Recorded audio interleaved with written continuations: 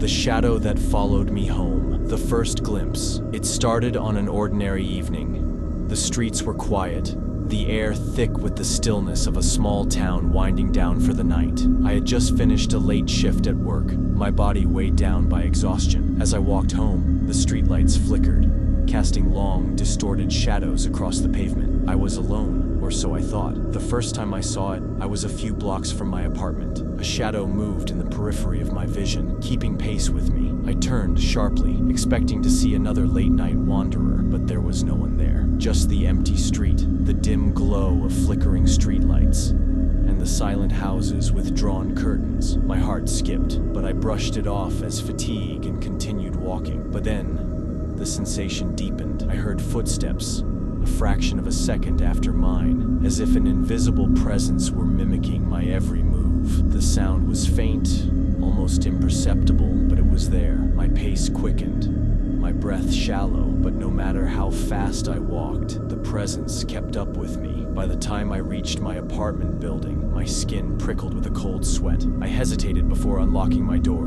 turning one last time to scan the street. Still, nothing, just an overwhelming emptiness, but I knew I wasn't alone. The presence grows. Over the next few nights, the feeling persisted. The shadow was always there, watching, waiting. At first, I convinced myself it was paranoia, lack of sleep, stress from work. That or until I saw it clearly for the first time. It was late, past midnight. I was brushing my teeth in the bathroom, the mirror fogging slightly from the heat of the shower. I glanced up and froze. Behind me, just outside the bathroom door, stood a figure. Not a person, not quite. It was a shadow, impossibly dark, as if it absorbed the light around it. Its shape was humanoid, but wrong, too tall, its limbs slightly elongated, its head tilted at an unnatural angle, and it was staring directly at me. A sharp chill raced down my spine. I turned around instantly, my heart hammering in my chest, but there was nothing there. The hallway was empty, silent except for the hum of the refrigerator in the distance. I checked every room, every closet,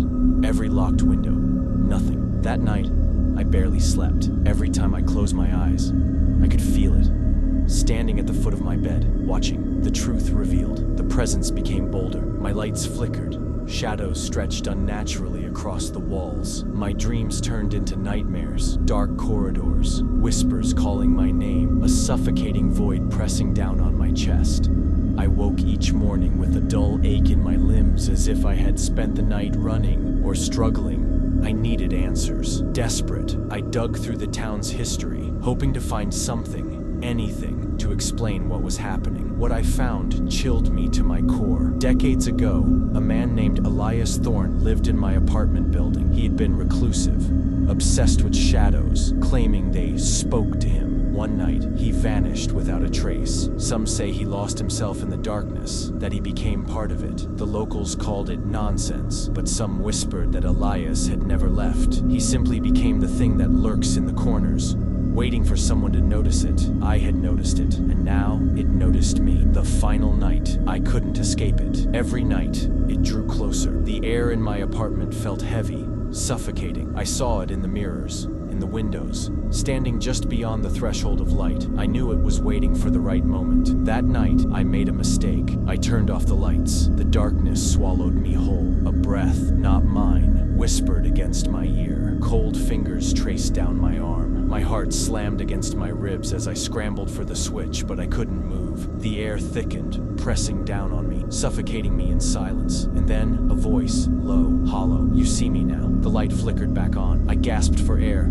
falling to the floor. The room was empty, but I knew what had happened. I had become part of the darkness. Epilogue, the unseen. Lurks. I left the apartment the next day, moved to a new city, a place filled with noise and lights that never dimmed, but it doesn't matter. The shadow still follows me, waiting for the next time I close my eyes, waiting for the moment when the lights go out again. And this time, I don't think I'll wake up, because once you notice the darkness, it never lets you go.